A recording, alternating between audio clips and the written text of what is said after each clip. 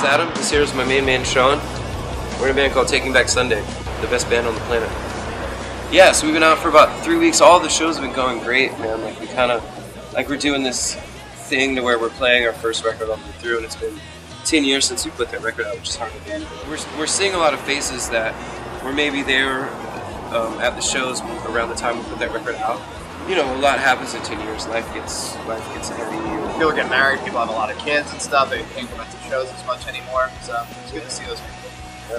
There's this full spectrum, you know, like there's some folks that are in their 30s and some folks that are in their teens, like, so it just kind of melts together. But it makes for a fun show, a fun time. For us, when we first put out Tell All Your Friends 10 years ago, we never thought that we would still be able to be doing this now, be it 10 years later. And so, so for us it just seemed really fitting, you know, to kind of celebrate the fact that this was a huge, like, this record changed our lives, literally. Yeah, I definitely thought we put out the record and we tour on it through the summer, and I go back to school and get a real job and all that stuff. And 10 years later, we're still doing these things, so it's fantastic. Thank everybody for coming out and appreciating that record, and you know, it means a lot to us. Yeah, after 10 years with Tell All Your Friends, I honestly don't know. Like, there was with us, you know, like, we just went in and wrote the best songs we could at the time. Yeah, the fact that so many people caught on to it was really, I can't quite explain it. Yeah. I think a lot of it was right place, right time. We put out a record that was very accessible and brutally honest, and I think people, it was just, you know, right place, right time for them. You know, like, a lot of those songs, like, lyrically, they were written, you know, I mean, that was before I was in my 20s. So it was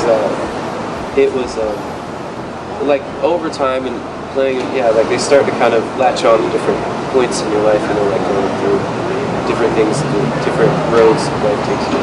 I still get excited at different parts of the songs, like when I remember Great Romance of Favorite, and she says, come on, it's the first time I heard that I remember, you know, lyric in this horrible studio in Garden City on Long Island. Oh, yeah. And John and Adam sang it for the first time. I was like, oh, this is good! I like this. I'd never had vocalists in a band do something like that I was just like, wow, we might be onto something. Off of Tell All Your Friends, well, it's weird, you know, it's kind of like what Shaun was saying, that each one has its own, like, this nostalgic thing to it.